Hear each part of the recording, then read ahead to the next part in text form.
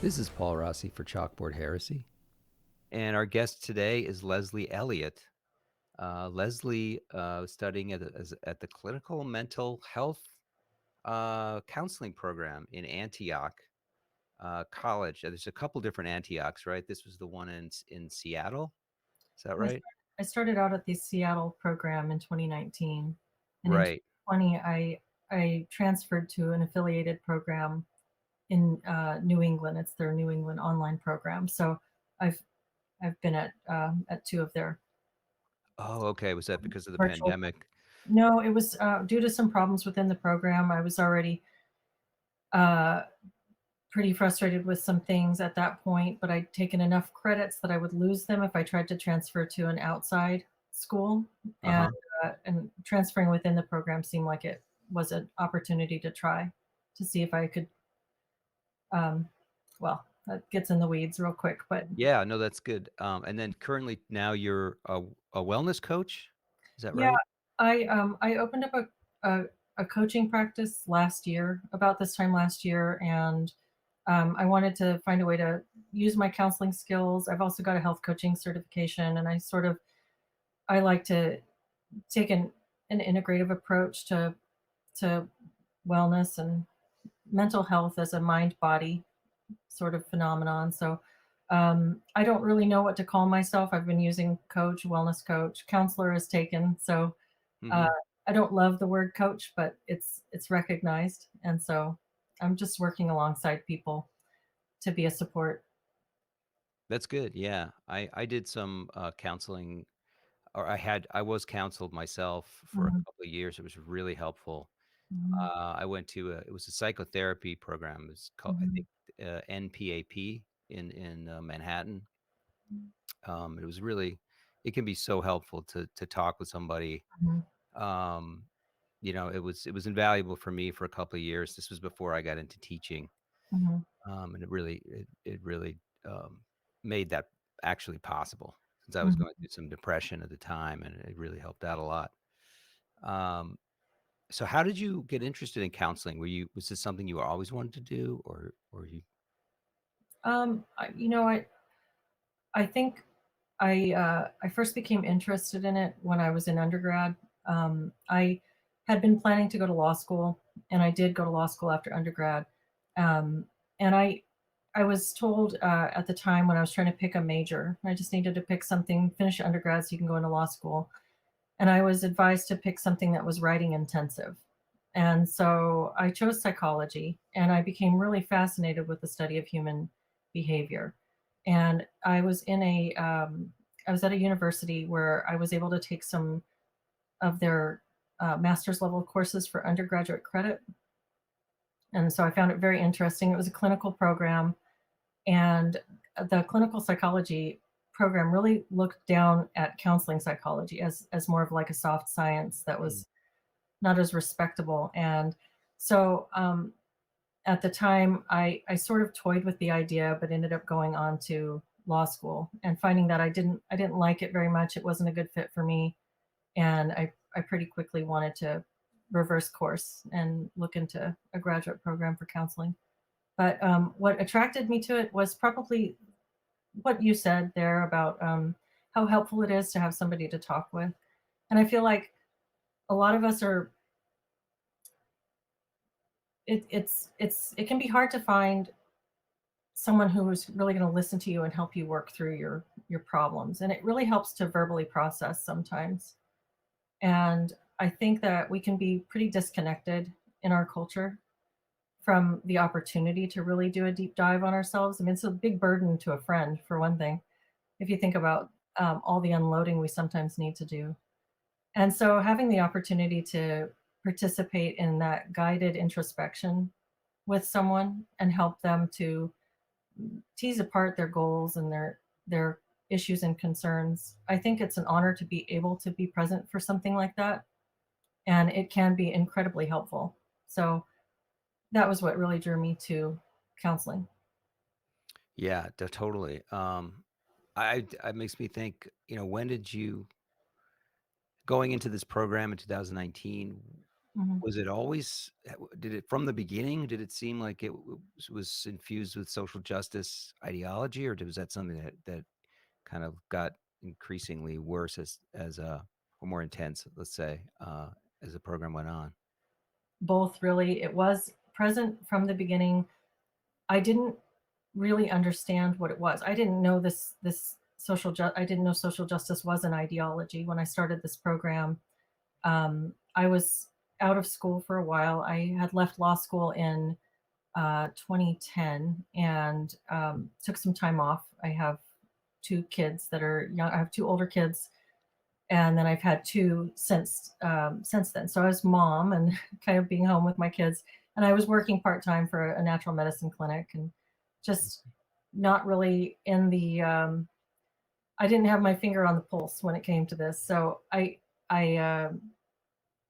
when the school they had social justice in their mission statement, but that sounded like a, kind of a mild and vague and positive thing, and I didn't hear it as a dog whistle or as a uh, it didn't mean anything to me beyond just social justice. It sounded like a positive thing. We want um, to promote equal opportunities for people.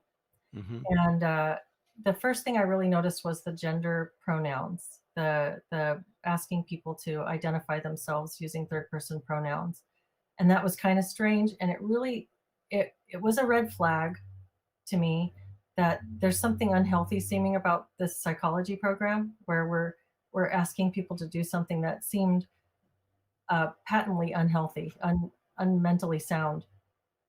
But I guess I sort of felt like this was a social trend that I was seeing pop up, and it didn't run me off.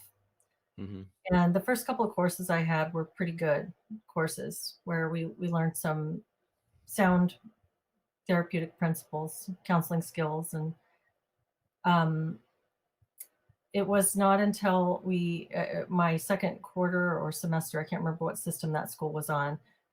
I had an assigned course for, it was basically a DEI training in the guise of a core psychology course. And this Mhm. is where it really ramped up and became apparent that there was something really different about what was being taught. So it was the pronouns. It started out with the pronouns. Hmm. Pronouns. It's funny. You just made me think of something strange about pronouns, but that I never thought of before. But this idea that you should be treated the way you want to be treated, rather than by some objective standard, and that can sometimes be good, and it can sometimes be bad.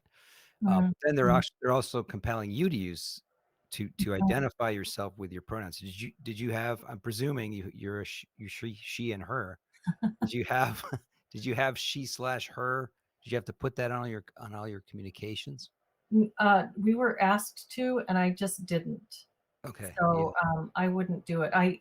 We I came in for a group interview when I was considering the school. I was looking at a couple of different programs at the time, and during that initial interview, we were just sitting around in a circle. It was a couple of instructors and a handful of students being interviewed together, and they had us introduce ourselves and asked us directly to state our pronouns. And this was the first time I'd ever encountered this, and I felt on the spot and under pressure, and I said she her, but Mhm, it just felt very wrong, and I haven't done it since. I'm not sure if I caved in one of my classes, but I think I learned pretty quickly to say I have no special requests mhm. instead. Oh, yeah. So, yeah, Yeah.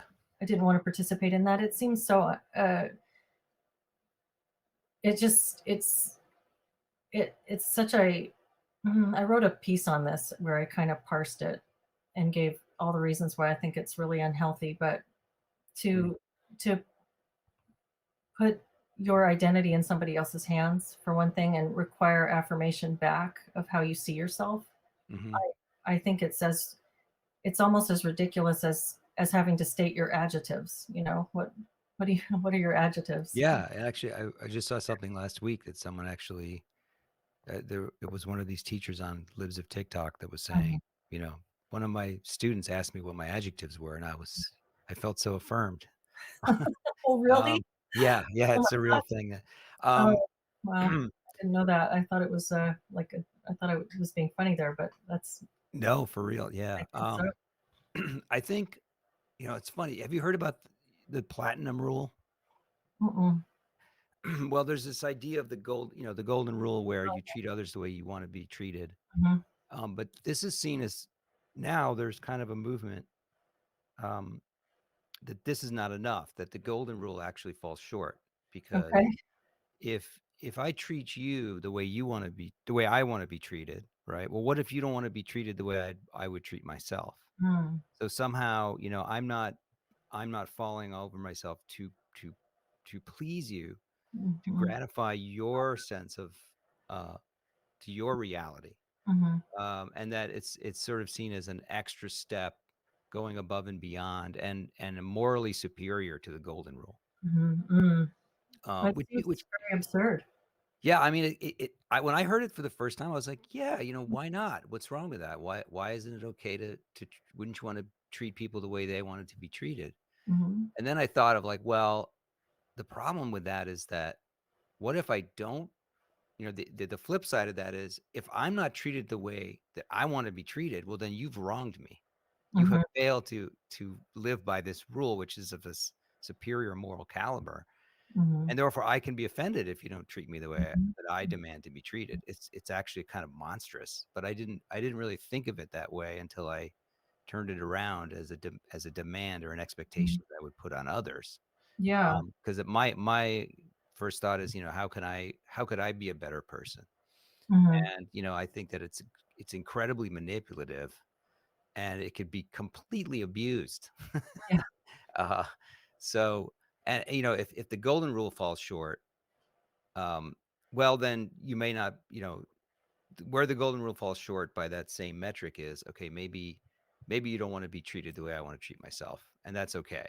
But Mhm. like, it's not like this overlapping of expectations where now we have to treat each other the way we want to be treated, or else Mhm. it's a moral failing. And it's very Yeah. interesting to me. Well, and it seems like it's impossible to keep up with something like that beyond maybe a couple of intimate relationships. I mean, we sort of navigate our more intimate relationships in that way anyway, where you get to know somebody and you know they're sensitive about this or that, or that they really prefer it if you speak to them directly about, whatever. So we do tend to do that within the context of those most personal and important relationships. But at the point where you're supposed to remember everybody's particularities and everybody's different, I mean, even just the pronouns alone is very hard to expect people to navigate on behalf of others. And I've been astounded that it's caught as much traction as it has. Yeah, and so after the pronouns, you said there was this class which Mhm. it seemed like it was a bait and switch, right? Like it was Yeah. seemed to be like a survey class, but it was actually or a general class, but it's actually a DEI class. Yes, and I didn't realize that until later. That was sort of an awareness that dawned on me when I was seeing these DEI programs sort of rolled out in, especially like in corporate trainings and stuff, workplaces, that was actually what we were subjected to. It was a class that really stood out in its lack of psychological depth. Mm, So at this point, I think I had taken maybe 3 or 4 courses in this program, and a decade previous, I had been through an undergraduate education in psychology where I had an opportunity to take some master's level courses, and even my undergraduate courses were pretty good and interesting and had a a depth and a nuance to them that I had always found really intriguing. And so this course was very striking in its contrast to that. So one of the first things we were taught first day was this addressing model, which I talked about in the first video that I put out, which mhm, uses the word addressing as an acronym for a group of demographic characteristics. So age, disability, religion, ethnicity, socioeconomic status, sexual orientation, indigenous status, national origin, and gender, something like that. right. And we were taught that these are the characteristics that you're supposed to basically create a matrix of these for yourself and for your clients. And they trained us to sort of talk about ourselves this way. So you're supposed to talk about yourself and say, well, I'm a white cisgendered, whatever it would be. So it would be you talk about yourself, or I'm white cisgendered and bisexual, or you sort of list these things, and this is how you talk about Mhm. yourself. And at the same time, you're performing a binary analysis where you're saying, for each one of these categories, I can receive a score of marginalized or privileged. And then you sort of tally these up and find out how you stack up against other people that you interact with. So this was what we were taught in a graduate level psychology program. And I thought, this is just, I, there aren't words for how bizarre this is. It felt like idiocracy, Yeah, yeah. like, how is that what it means to be a person? And how does that have any bearing on, like, the complex interplay between you and a client? Yeah, I mean, there's well, first, I have so many questions. So the first question is, who developed this model, and where did it even come from? Yeah, Is it an instrument that somebody? I think Hayes is the name. I'm not Yeah. sure. You can look this up Okay. online and find it. I think it's called the Hayes addressing model. So the researcher or the writer or whoever this person is. Okay. But I mean, so imagine that I do this process, right? And I've sliced Mhm. and diced myself. I've addressed myself. I've Yeah. addressed the client, Mhm. right? I've given myself marginalized and privileged scores. How is that supposed to play out in an interaction? I think that it's supposed to be something that we're encouraged to discuss, and so it's meant to be a process of thinking about how we fit into the world. And so my understanding, this is clearly more of a sociological concept. This is like applied demography, really, what we're doing here with Mhm. this addressing model. So from a sociological perspective, it does make sense to look at these kind of categories and talk about how people move through the world, how we interact as groups of individuals. It does make some sense, but from a psychological individual perspective, it's pretty meaningless. It's potentially meaningful, but each of these could be a jumping off point, each one of these demographic categories where you could learn a lot about a person based on their experiences with these. But to just take as face value that there's a binary equation, with an M or a P attached to it is pretty crazy. So what it it seems to be a this is a program of teaching counselors to teach their clients to try to see the world this way. Okay. And so there's not really a therapeutic outcome so much as a re-education of thought and of how we think about ourselves in terms of privilege and marginalization. So was there any effort made to try to connect? Okay, let's say that this Mhm, re-education is successful and the client, mhm, has a sudden awareness of, okay, I'm privileged because I'm white, or maybe mhm. I'm marginalized because I'm a woman or whatever. But how does that connect? How are they supposed to use that to connect to their problem? Like their individual, like their bereavement or their relationship issues or whatever, whatever psychological the reason why they're there. Mhm. Yeah, this course didn't offer anything like that. This That is particular course. astonishing. That is It is really incredible. crazy. Yeah, it's They pretty had no there was no way to connect it to the actual problem the individual is facing, no, or no, their way, or their relationship. Like you said, it could be a good jumping off point, right? right. Maybe my ethnicity is relevant. Yeah, it could I'm be. Italian, my father's Italian. There are certain cultural things that Mhm. might have Yeah, informed my growth as a male in this mhm, patriarchal whatever.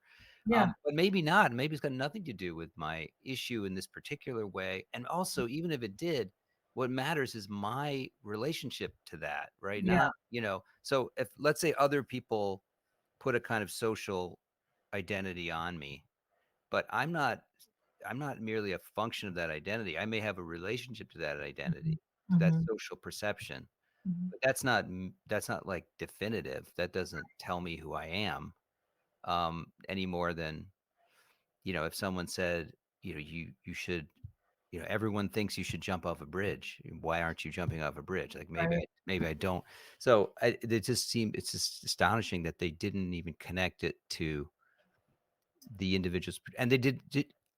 I'm really woefully ignorant about these clinical programs. Do they do role playing? Do they ever have practical, like, do you try to Mhm. engage with clients in this way? Do they have anything like that? Or is it Yeah, just so mostly lecture? it's that so what you're saying, what about, did they connect it? This this was what really stood out to me, and it was really surreal. This class stood out in stark contrast to our other courses where we were learning like I've studied addictions and advanced addictions therapy. I've studied your standard stuff like assessments and diagnosis and all manner of things, theories. I could probably just list the courses, but these are all fairly good courses with what feels like a social justice attachment to them, where every paper that you have to write, every case study you have to do, they like throw in a paragraph about the addressing model and how all of these um, demographic categories might be impacting the client. And I've been able to do those fairly without feeling really ethically challenged by it, because like you just said, there are ways in which all of these things could potentially impact the client's experience depending on context. And so you could write a paragraph on each one of those for any case study and say, well, if the client was this race and this was in how they grew up, then it could potentially mean this, or it could mean much less, or whatever. So it's not like they're ridiculous topics. It's just that focus on them is inappropriate. So this course, this multicultural perspectives course, which was what it was called, did not really attempt to tie it into the other teachings. And it was taught at a very surface level. We were taught to broach race with our clients, and that this was one of the first things that we should do with our clients is have a discussion about race in session, which again, that contrasted with what we were being taught in our other courses. But we were told that, especially if the counselor and client are of different ethnic backgrounds from one another, our our job as part of our getting to know them is to talk to them about how they feel about that. And so that would look like it could be gender also. I might have to broach the differences between us. So I might have to have a conversation with you. How does it feel for you as a man to be sitting with me as a woman as your counselor? And then depending on how you respond to that, I'm supposed to dig in deeper. And we're supposed to have a conversation about these things deeper until we get to a point where it's a problem for you, or I've encouraged you to start to see it as a problem and to see the division, and to really become, with race, they talk about it in terms of racial identity salience. So Okay. making the individual more aware of how race has impacted whatever issues and challenges they're having in their lives. And so this could be convincing someone that the fact that they married a person of a different race, like I've seen this in the program with an Asian American woman who had become convinced during this program that her own internalized white supremacy had led her to marry a white man, and now she couldn't believe that she had done this, and she was questioning all of her decisions. And so yeah, it doesn't tie So in very well to to good therapy at all, and they didn't really make an effort to do so. with the actual problems that I imagine someone Mhm. is experiencing that would cause them to seek counseling, this seems to be larding on problems, looking for problems that Yeah, may not be relevant to their lives, or absolutely. making things worse, frankly. Yeah. But it is indicative of this sort of critical social justice thing where you're just constantly problematizing. You're creating problems that fit a certain paradigm Mhm. and using that as the explanatory model for everything that Mhm. you're going through. Mhm. It reminds me, you just reminded me of my school that I used to teach at. Um, it was a high school, private high school that was part of an association of 1,800 schools. And this association had materials that they would send to all the heads of schools and the board to sort of teach them how to deal with parents. And Mm. one of the things in their handbook called Hopes and Fears is a is a chapter on how, the black parent. So they Mhm. they Okay. break them up into these categories, and it's kind of like the addressing model for Yeah. school administrators. And they explicitly say the black parent will never fully trust your school. Oh god, Um, so, what would it be like to be, that's so uh, insulting. yeah, to be, because of their expectations around your privilege, and so it really is the same, very similar type of thing. Yeah. I mean, what is it are where did they tell these counselors that they should at least tell their clients that they're using this model so they can go in Oh, informed? no, this is one of the things that really stands out about this is it's foundational to the way that they see the world, see social interaction, and I there's not it's not, "Okay, we're a CRT informed program," but there are other models out there, like you would find with, like, therapeutic modalities or, like, we're Right. Jungian or we're whatever we are. So, this is just this is how you do it in order to be socially just, and if you're not doing it this way, the answer is that you're a white supremacist. So it's very much our way or the highway. In fact, I my if you watch my first video, it's 8 minutes long, it's not very long, and I lay out my case, and I've got several subsequent videos. I think I've done, like, maybe 10 or 11 of them, and one of the final ones that I've put up shows Antioch's response to me in Mm. in response to the things that I've said in my videos, and they come right out and in plain language accuse me of white supremacy. I saw that. They And call you it's a white supremacist. Right. Yeah, and that is accounted for within their framework because you're either anti-racist, which means that you are directly targeting whiteness and trying to perform this retribution, this sort of like balancing the scales.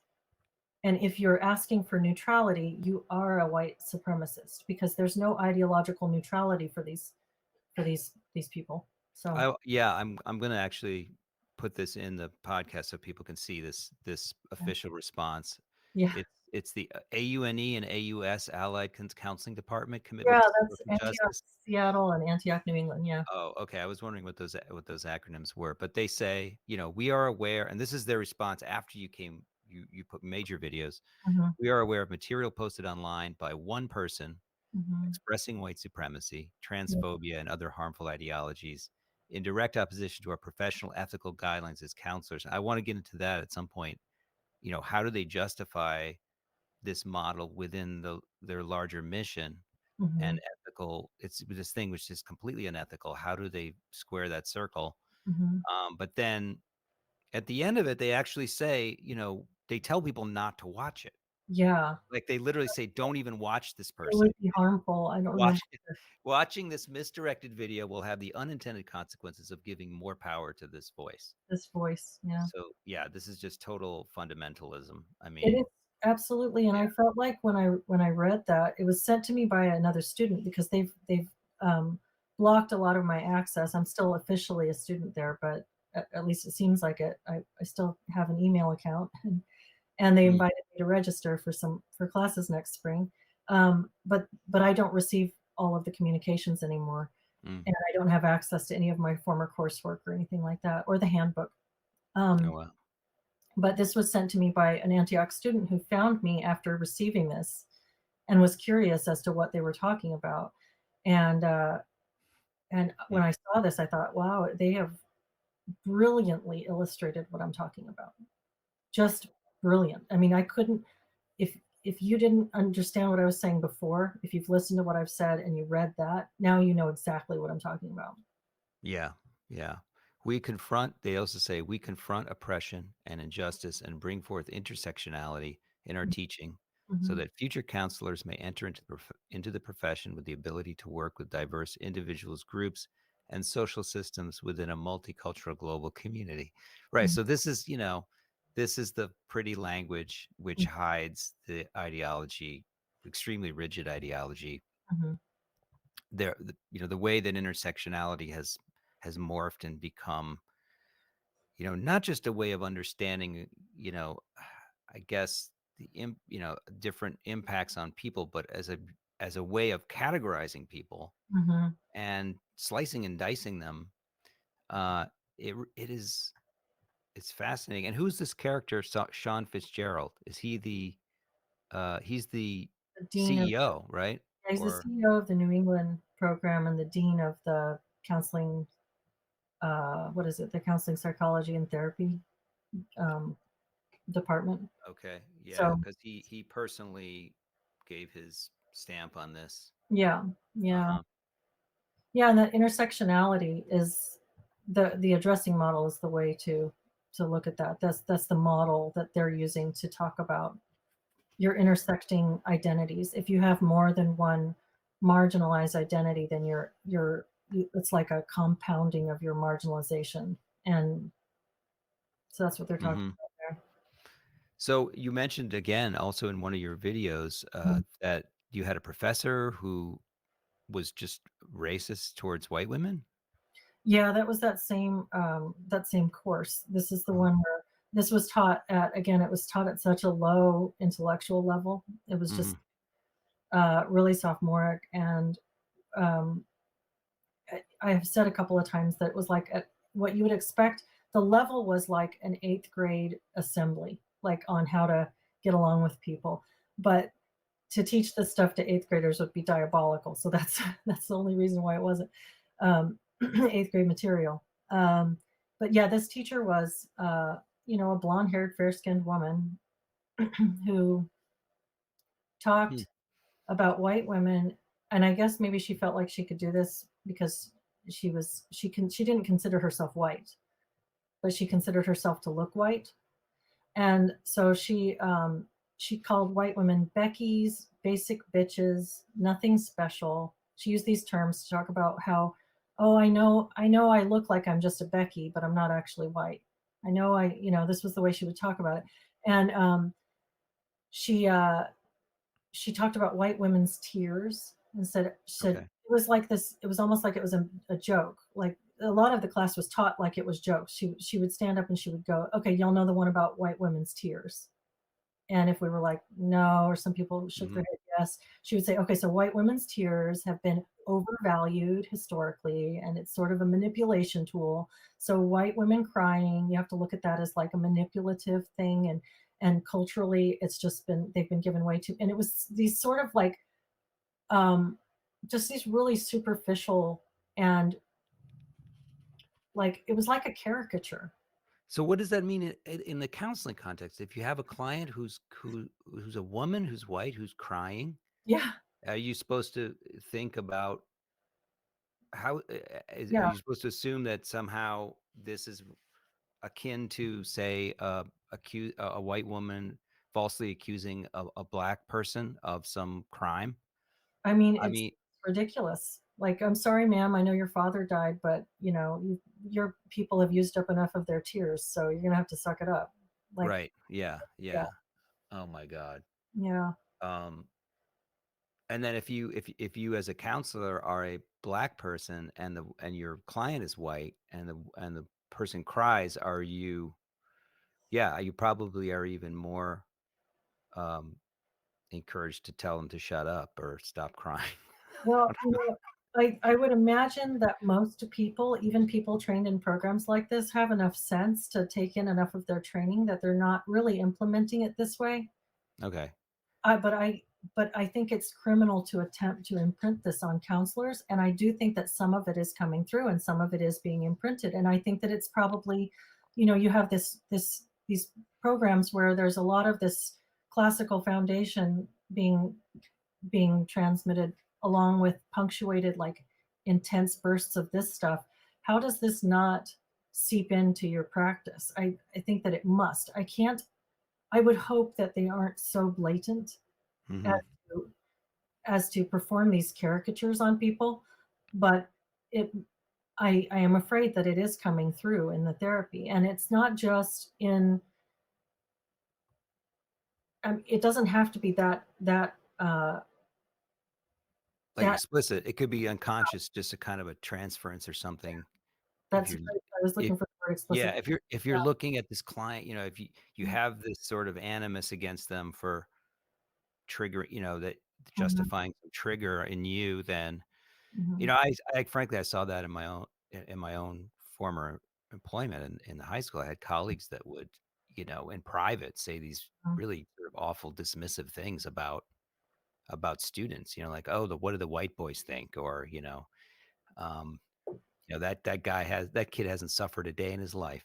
But Yeah, they don't know anything about the person, but they're right. just making this incredibly judgmental Mhm. generalization, based on what? The color of his skin.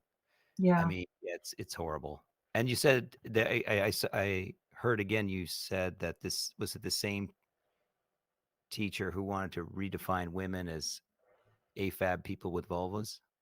That wasn't the Oh, teacher of that that class. That class focused heavily on race and didn't really get too much into gender. That has come through more in other ways in the program. mhm, So the program,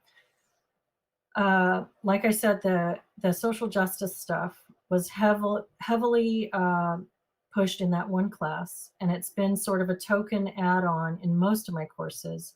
My human development course was where I first heard affirmation of the concept of the trans child. mhm, And then in my human sexuality class, that was also a strange course where we were taught that there have been trans people all throughout history, and that children that many of our historical figures are really trans if they were what they call gender nonconforming. So and that just means not being a perfect stereotype, not being a perfect gender stereotype. So these are actual trans people. We have to relook at history through the eyes of transgenderism and also recognize that children are fully able to claim it and should be affirmed in a transgender identity. But the where that language about women came in was in a we get sent offerings for continuing education and different workshops that we can take, and that's one that's been promoted quite a bit lately. Is this program for sexual health concerns for AFAB people with vulvas? And so mhm, this is assigned female at birth, and so this just promotion of this language, and this goes along with the school's other messages that ask us to degender everything. And so we're supposed to use language. We're not supposed to use mother and father. We're supposed to use parents. No sister or mhm, brother. It's just siblings. Take the gender off the restrooms and gendered healthcare. They said reproductive healthcare doesn't have to be uh, women's healthcare. It's reproductive. It's healthcare for people with uteruses. right. And yeah, I Okay. this is I think it's a big problem. Personally, I Yeah. really have a problem with that. And what about your other people in your cohort? Did anybody have similar concerns? So when I was at Seattle, at the Seattle campus, I was in person, and I didn't see very much. I heard a few people. So I spoke up in that particular course. I was Mhm, respectful, but I would ask questions and try to point out some of the inconsistencies and try to just. I was kind of in disbelief, so I was just mostly asking questions around why is this the way we're looking at it. And I had people come up to me outside of class or send me emails thanking me for saying something, but it was always like you could hear a pin drop if I spoke in oh, class. yeah, yeah, Nobody chimed in. And I had a girl, I was still there. I dropped out of the Seattle program 2 either quarters or semesters after that class. And I had a girl who had been in that class with me who found me in the break room and came mhm, up and thanked me. So apparently she was also feeling it and still thinking about the fact that somebody had spoken up against it at one point. But beyond that, I never saw anybody vocally opposed to it. And when I transferred to the online program, it was really quite like a bubble, I guess. It felt like a very mhm, um, I've not seen anybody. I mean, people are just confessing their white privilege and talking about their how privileged they are. It's just it feels like a chorus of similar yeah. views. I don't know if that's true, but that's the sense I get. That's what I experienced. Mhm. Um, and then they had these white accountability groups, Yeah. where white people would get together and talk about being white and what they could do about it. Yeah, I don't know what they talk about because I've never done one of these, Uh-huh. but they started promoting these pretty heavily after George Floyd's death. Uh-huh. It was I think that's when it was. It was, the BIPOC, which is Black, Indigenous, and People of Color Mhm. Affinity Group, and the White Accountability Group. Right. Yeah, we had a white ally and accountability group at Mm, my school, and I did go to a couple of them. They were fascinating.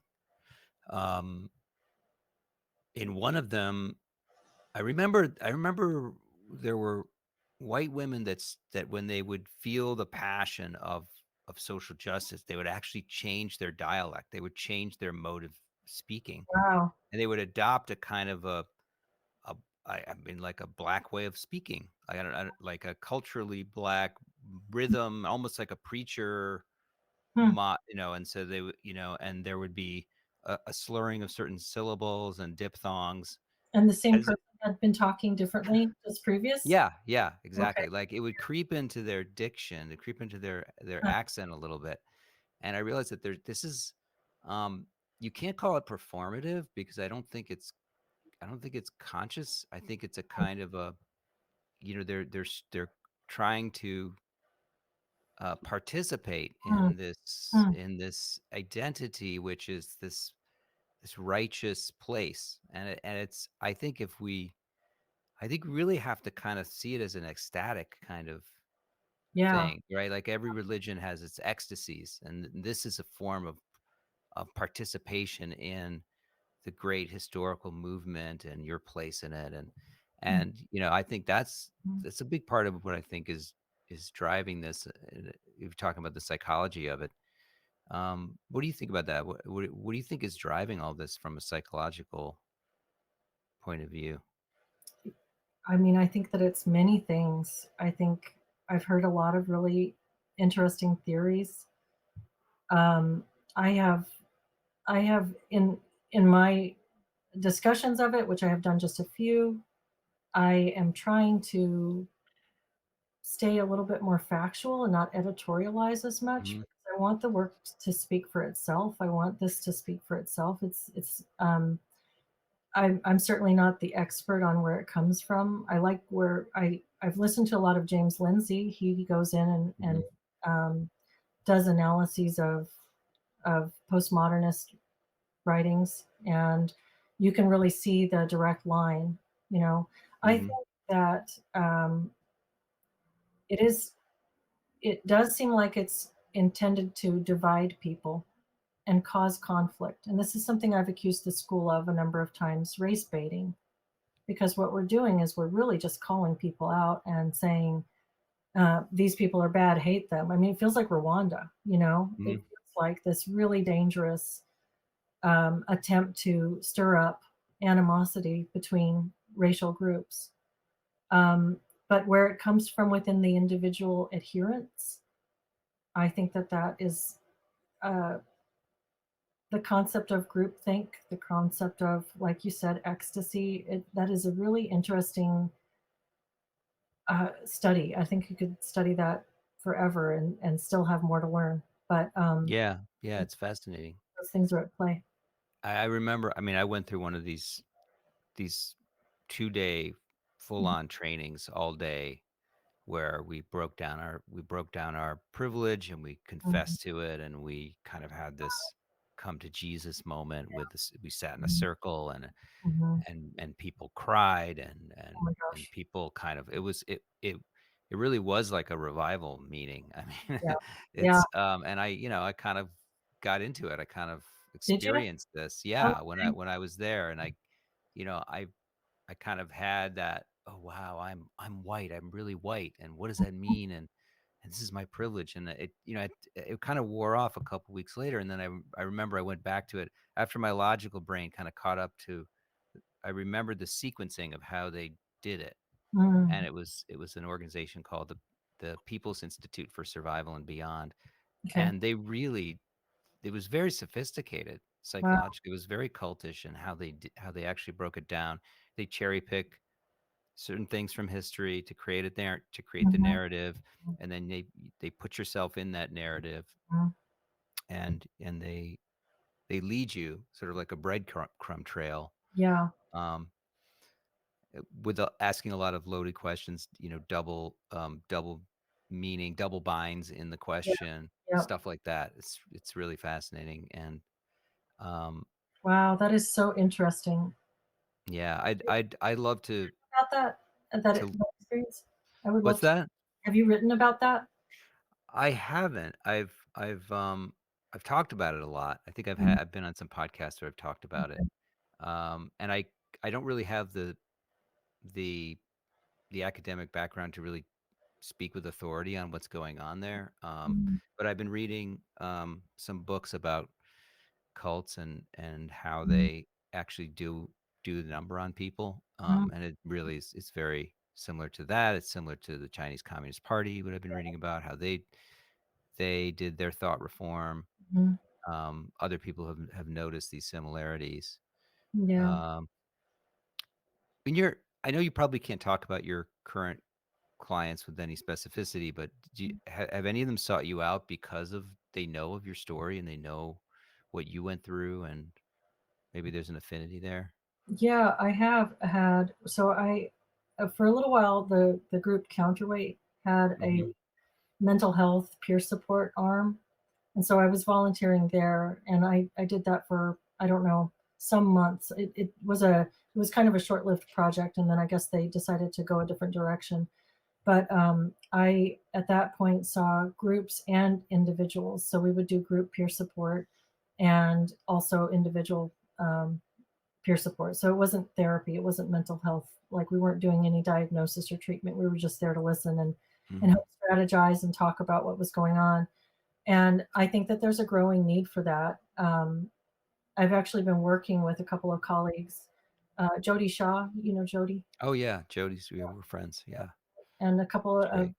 two other people from CTA, Critical Therapy Antidote, on on building a peer support platform, online community, because there is so much growing demand for people who are being really hurt by these ideologies. So, and I have, since I've started putting out videos, I've had a number of people contact me. My email is, I'm trying to keep up with it. I'm getting probably easily 100 emails a day right now. Um, Wow. some of them are just like comments on things, like on my Substack, and then I've got tons of YouTube comments as well. But my email is a little bit crazy right now, and I'm not very good at organizing it. But I've It's got, so hard, yeah, to keep up with that. yeah, Yeah. anything from just a comment or just a supportive statement to people who are looking for someone to work with them from a non-ideological perspective. So, Yeah, totally. You know, I struggle with that myself after I came out with my piece. And you mentioned critical therapy antidote. That's criticaltherapyantidote.org. mhm, Is that and I remember um that's been around a while now. It's been a couple of years, right? couple years, yeah, And it's so interesting. Uh we'll post the links, and I yeah, urge everyone to check it out. wonderful There's great organization, stuff on there. yeah, very good. There's Yeah. wonderful articles, videos, and different pieces on there, from testimonies from students and counselors to um, more well-researched articles. And Mhm. they also have a directory of members who provide therapy services without critical social justice ideology. And so it's a great place to become a member if you are in the helping professions, Mhm. and it's a great resource for prospective clients as well. Oh, that's great. Did you just a couple other questions. I'm mindful of the time, but I want to make sure I get to these. Did you did you ever speak with someone who was a client who went through a therapy session where they were using the addressing model? And I'm just trying to put myself in that room where Mhm. I come in for a specific reason, or I come in for what I think is, I understand that you can have an unconscious, Mhm. reason that may be different than why you came in, but then to be sort of steered and gaslit into this paradigm which Mhm. doesn't really fit. I mean, I Mhm. cannot imagine like a people who aren't well versed in this going through this and not feeling like it's jarring and Mhm. and really incommensurate with what's going to help them. And I, Yeah. I just, is there any data driven research on this being helpful to people? Has anyone done any studies of it?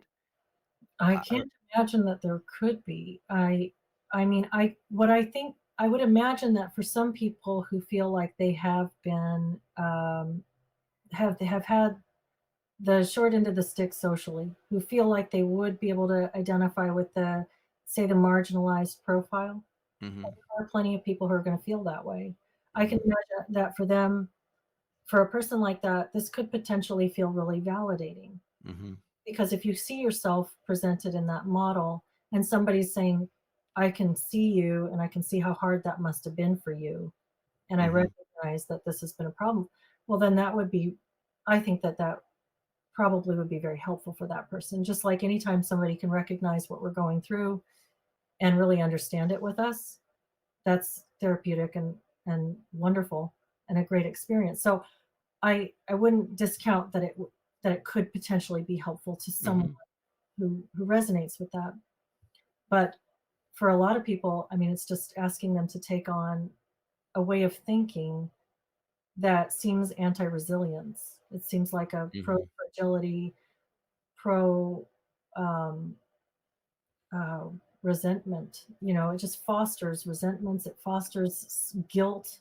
So I can't imagine that it's very good. And I have worked with one client who was that was one of the things that this person was bringing up. This was a person who, um, as a university student, very intelligent, very high functioning, did have some learning disabilities, and had gone into therapy for issues around isolation and depression, and was the therapist focused on these on the victimhood based on these disabilities, where this person's own narrative was one of overcoming, was one Mm, of being strong and being a high performing and really excellence focused person despite these challenges. And so this was really a narrative that was in opposition of the person's self concept. And mm-hmm, the therapist wasn't responsive to that and was continuing to sort of beat the victimhood drum. And this mm. left the client feeling gaslit and frustrated and with a new set of concerns that were not present when the client entered the therapy space in the first place. That's really interesting because you reminded me of there was a training that I watched online by Mhm, a math um, DEI consultant. It was mhm, brought in to help, um, or to just ostensibly help, mhm, but to lead a course on people in the math department that were or in engineering that were very high performing mhm, individuals. And her claim was that if you are a marginalized person mhm, who racially or gender or otherwise that had that attitude where you were going to succeed no matter what, and you were going to perform, and you were going to go for it, mhm, and not sort of see yourself in this racially salient way, mhm. that you were going to die an early death. Oh, wow. And this Because of the this role trainer, conflict? yeah, this told it to the audience, like, these people who Wow. don't believe race is a factor, and they push themselves, they just kill themselves early. They die Wow, early. And she claimed to have some studies that back that wow, up. But wow. I mean, That's what is awful. that message, right? You're killing yourself Right. if you're Yeah, not if you don't play by this game. yeah. Um, I'm really glad that you came out and spoke about this, because I had no idea that this was infecting a profession Mhm, that mhm, is, like, so important for people. It was for me. And mhm, to see it perverting and deranging mhm. with, I can't imagine the consequences. And that leads me to my other question. How do you have a sense of how prevalent this addressing model is? or sort of social justice mania in general in therapy and counseling.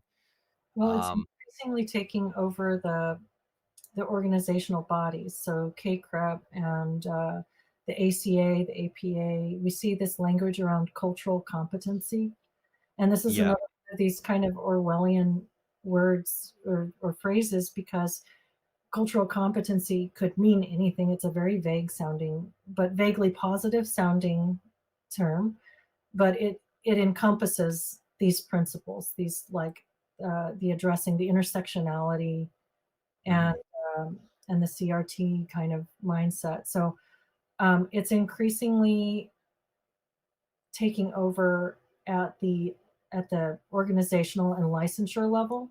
So I think we're going to see it more and more. And the feedback I'm getting from other professionals and other students is that Antioch has been a bit extreme in how explicitly they're pushing some of this, but by no means unique. I've heard other universities students are describing programs that are equally extreme, and then many more who say that this was touched on, but it was a little bit more nuanced and subtle. So these principles are coming in, and I think that this university has a reputation for being sort of at the vanguard of these progressive movements, and so I wouldn't be surprised if we see it more and more. And Hmm. and yeah, it is an attempt to explicitly remake the role of the counselor from being a mental health support and treatment resource to being an agent of social change and Hmm. looking at clients as access points to um, re-educate people for larger societal purposes. Yeah, they want to transform society, and Yes. this and the individual client is a means to that end. I think that's pretty Yeah. clear from this. You mentioned CACREP, CACREP, Mhm. and I saw that in that uh, AUNE and AUS commitment to social justice. They mentioned what does that stand for? Oh Uh, gosh, I don't know CACREP. the acronym. It says further, we have received specialized accreditation from CACREP. Okay, This prep. is the scariest thing. Mhm. Ensuring that all 900 plus counseling programs offered by 400 plus universities under accreditation teach multicultural Yeah. counseling, Mhm. social justice, and advocacy. Mhm. Advocacy Yeah. for social justice, not the patient. Right, right. So, and of course, Antioch is committed to that. Mhm. Mhm. I think that I think that these professional associations are, once they go, it's everywhere. It Well, metastasizes. it's like they're being eaten out from the inside, you know? Yeah. They're hollowed out by this, and it sort of gets its fingers into everything that they're doing. So And what's next for you, Leslie? What do you are you close to finishing your degree, or mhm. but Yeah, they wanted you to sign something, right? They wanted you to yeah, so I have just a few classes left to take, and then I need to do an internship, and then I should be done. But Mhm. one of the core courses that I need to take, I've tried to take it twice, and both times I've been asked to sign a civility pledge in order to proceed. It's uh, the first assignment is to publicly post that I agree with the civility pledge, and I don't agree with it. It is just a pledge to the social justice framework, and I won't sign it. And um, I feel that I have reason to think that if I were to publicly post that I don't agree with it, that I would be under intense scrutiny throughout the quarter if I were even allowed to take the course at all. So I've dropped, and I've considered myself unable to at least take this one course. I've tried to take it with two different professors. Mhm. The civility pledge has also been added to the syllabus, so it's there implicitly, even if I don't explicitly sign. Um, Mhm. I um, have I have a number of problems with the school. Filed a grievance and it was dismissed, and then I tried to appeal, and my appeal was ignored. Uh, I am I am so frustrated with what I see as blatant corruption in the program that I am prepared to just walk away from it. I would love to finish the degree, but I'm not sure what happens next. I've sent them I received a letter from the school asking if I was going to sign up for classes in the spring, and I responded back asking them to make a public apology for the accusations that they've made against me, and letting them know also that I will continue to speak out whether I'm enrolled or not. Mhm. So I don't know if they'll even invite me back. We'll kind of cross that bridge when we come to it. But I'd love to finish the degree. I feel very conflicted about putting more money and energy into a program that I think is uh, not doing good things and is doing bad things. So Mhm. I have a coaching practice right now. I feel very good in that. I It'd be lovely to have that master's, but I think that I can have a good career without it if I need to. So Mhm. yeah, and I don't really I've received so much communication that I've started a series of conversations, recorded conversations with other people who've had similar experiences to put up on my YouTube channel. I don't know if the YouTube thing is gonna be a long-term project for me. I'll just sort of feel it out as we go and see where it leads. I don't really love being on camera, so, Yeah. Yeah. it's a little weird. Yeah, it's hard. It takes getting used to. And so you're saying these are recorded, these are on your YouTube channel. I posted the first one this week. Okay, and they're conversations. This is fascinating. Conversations with people who have encountered social justice mania. I like to think of it as a mania because I Mm, know I'm not a psychologist, but it feels like a kind of not clinical mania, but that sort of like a hysteria. yeah, hysteria. Yeah, Yeah, that's yeah, kind of like what it is. mhm, And wow, are they that's I definitely gonna check that out. And we will post links to your YouTube. Your Substack is the Radical Center. mhm, And I see you have I read that letter to Antioch. Antioch's response to you is mhm. there. Does Antioch take public funds? Are there any legal ways redress that you can take with them? Well, I'm raising money for a lawsuit, and, Okay. I've spoken with a couple of attorneys. I haven't settled on anybody for representation yet, but I am Hmm. working on it, and it sounds like I have some very good claims. Um, so I That's have terrific. a good list of claims that Uh-huh. that I can file under, and, I mean, they just gave me a very good defamation claim and Hmm. libel. So that's not Hmm. that's not one, I guess, that I would be winning any big money off of. It's more of a Hmm. nominal thing, but, I'm looking to get my I want my tuition back. That's what I want. I want Yeah. to pay me back for the tuition that I spent on what was supposed to be an education program, but what turned into an indoctrination camp. So, um, that's what I'm trying to do, and I'm hoping that if I can prevail in this, it'll set a good precedent and it'll, force some accountability into the system.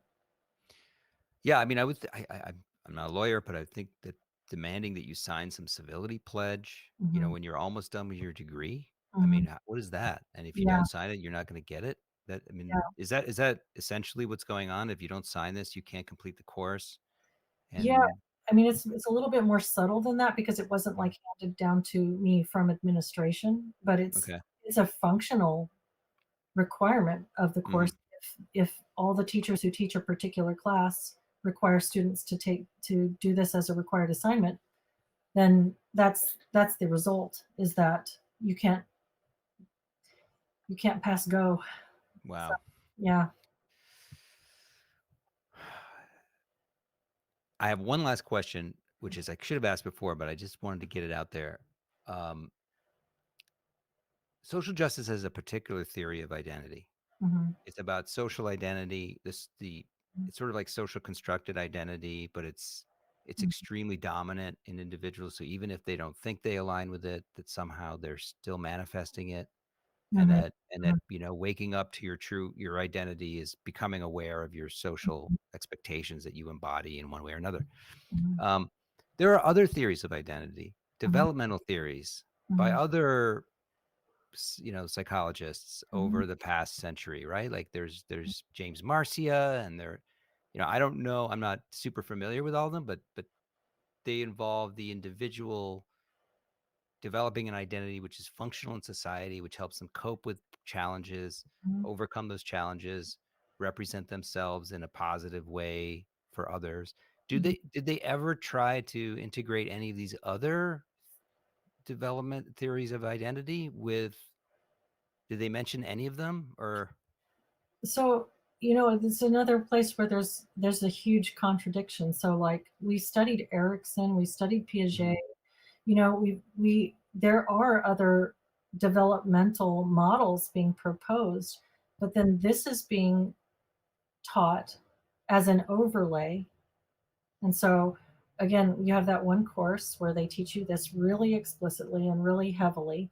And then the communications from the school at large, the mostly it's communications from administration and continuing education and workshop programs that you can take. But there's a constant message of this social justice, and there's not any attempt to explain when did this new way of thinking come about and why have we adopted this and why do we favor it over other models, and how do we explain the contrasts between like our racial identity formation models and more long-standing respected developmental models that mhm. we're still teaching. So there's no attempt to really bridge that gap or explain what the contradiction how explain away the contradiction, nor is there an explanation of how and why this became to be so fundamentally adopted. But it does feel religious because it does feel like you are, as you can see just by looking at the response to me, you're a heretic and you Mhm. are uh, you know you you are a liar and a white supremacist and whatnot. If Homophobe, a transphobe, all of the yeah, things. yeah, Yeah. yeah, No, I mean, it's really indicative. If they can't integrate this, they just kind of grafted it on to the yeah, yeah. and there's no attempt to really take it seriously academically, I don't think. I think that it's sort of this moral imperative that it doesn't fit in anywhere, but everyone's Mhm. bowing and saying the things, and you're supposed to use it in your practice Yeah, on real people. yeah, Um, and the research on it and the materials that they use to support it are very, I think that they're very questionable, I mean, in yeah. terms of their academic rigor and their quality, they seem like I mean, you've got Robin DiAngelo is one of their favorites to cite. Ibram X. Kendi is another favorite. That's part of our coursework.